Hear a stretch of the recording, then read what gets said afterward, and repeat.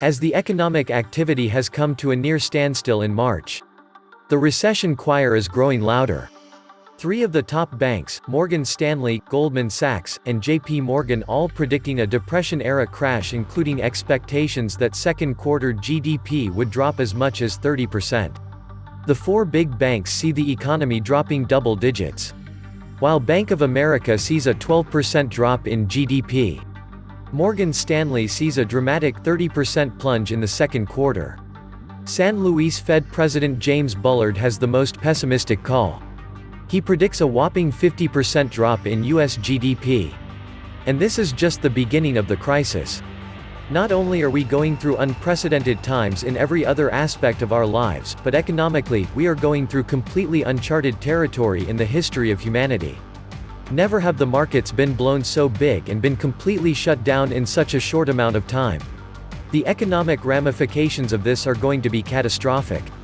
This is going to be the biggest economic collapse event in human history. This is the economic collapse of 2020. In this chaotic economic environment, where we are only beginning to see the beginning thin edge of the wedge of the economic effects of what is playing out throughout the global economy, we clearly can see an economic inferno coming to us. The financial markets have tumbled. They are all down significantly for the year. Economic disruptions are being felt across the globe. Markets around the world are sinking fast. We are not even in the midst of this crisis yet. We could start to see empty shelves in some US stores by mid-April. The time to start worrying about the supply chain risk is here. Inflation is already here. Food prices are skyrocketing.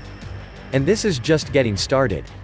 All of those people that had less than $400 saved for an emergency are quickly going to become the problem of everyone who did save more than $400. There's coming a time that people will do anything, even to their friends and neighbors, to get food and water. A hungry man is a dangerous man. Negative interest rates are already being proposed. The saver is the problem now, according to the banks. They want to transfer money out of the savers' bank accounts to the borrowers through negative interest rates. Borrowers will get a loan at -2%, but the bank will deduct 5% from the savers' accounts to pay for it. It's not collapse, it's a controlled demolition. Welcome to the new dark ages. They keep us in cages, send us into rages, they are taking our wages, in the final stages of the very last pages. Babylon is falling down. Everybody's lost control. People use and abuse this world. Now they're out taking a stroll. These times have changed. Nothing will save you from what is coming, no one will be able to buy anything after the dust settles. Company after company is going to collapse like a domino ripple effect. Get ready for soup lines and crime. It's the greatest tribulation that the world has ever seen. Bankers are trying to take over the world in real time. They can only do it with our consent. From the Great Depression to the Great Deception. The whole aim of practical politics is to keep the populace alarmed, and hence, clamorous to be led to safety, by menacing it with an endless series of hobgoblins, all of them imaginary. The globalists are getting ready for the end game. Absolute control of everything on everybody, that's all they want. Welcome back to the Atlantis Report. Please take some time to subscribe to my backup channels. I do upload videos there, too.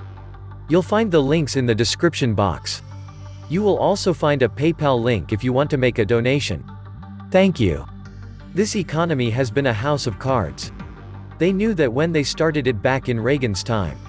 They figured their bunkers would keep them safe, though. I think they underestimated the determination of millions of angry people they fucked trying to get to them to give them their due. If the bank-owned political whores in DC had shown some spine back in 2008 and regulated the financial parasites with agencies that actually did their job, we wouldn't be in this complete shitstorm. But no, they kicked the can down the road like the despicable prostitutes they are. But they don't care. They don't give a damn about you. And now, just like 2008, millions will again lose their jobs, businesses, and houses. And when they first learned about the coming shitstorm, they were busy dumping their own stocks to feather their own filthy nests. Did I mention, they don't give a damn about you?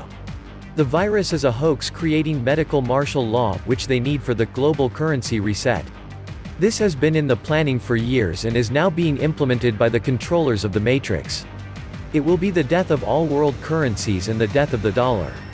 It will stop the anger and riots in the street and attacks on the banks. This is all about the global currency reset and the death of the dollar. Nothing can be fixed.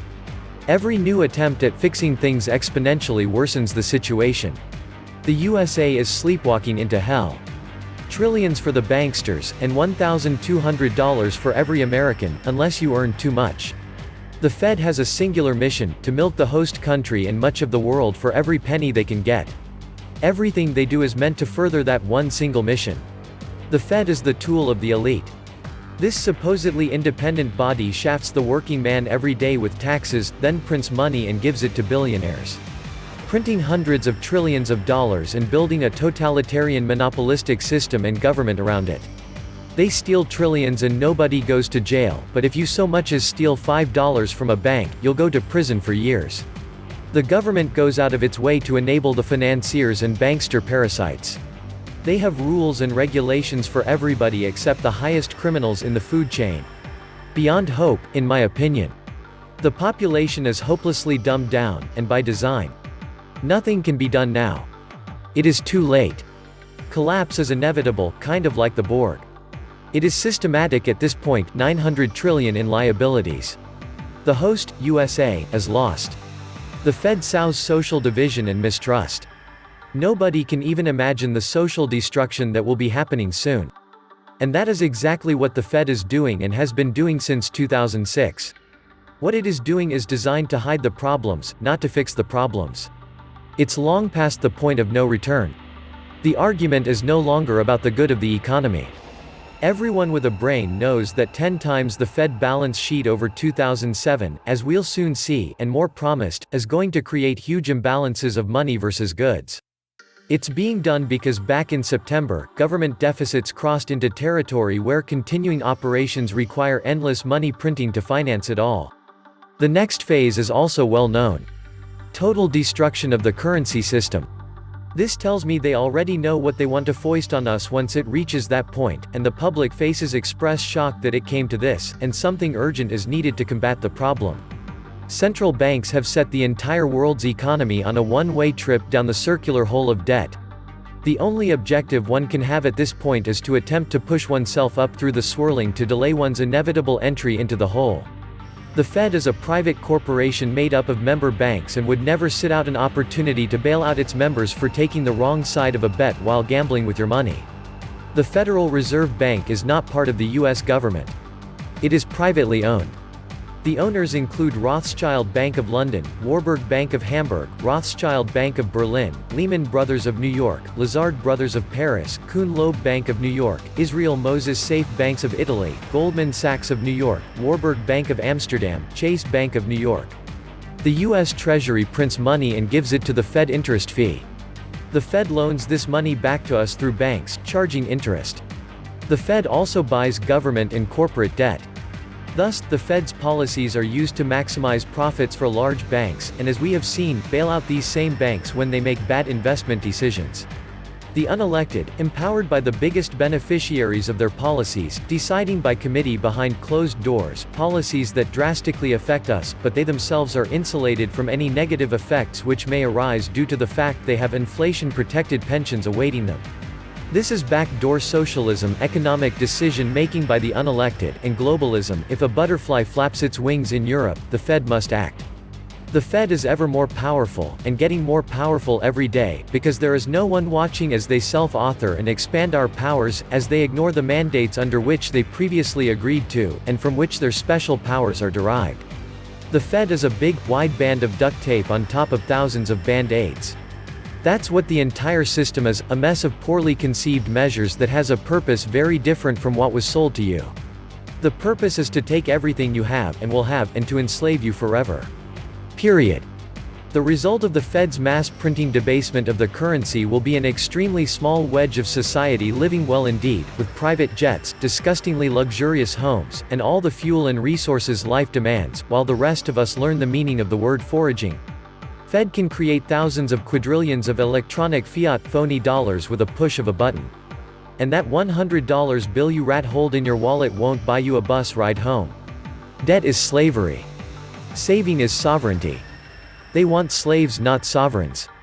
This is the whole problem. monetizing the debt and destroying the savings, pensions of the prudent. And it can be done by stealth. Every dollar the Fed prints is going to cost you at least 10. The bottom line is that the American people are getting pretty tired of the Fed picking winners and losers by twisting the rules, especially when the winners are always the cabal. The world will be a much better place without the Fed. It is like a ravenous parasite in the body of the American people. End the Fed, before the Fed ends us all. This was the Atlantis Report.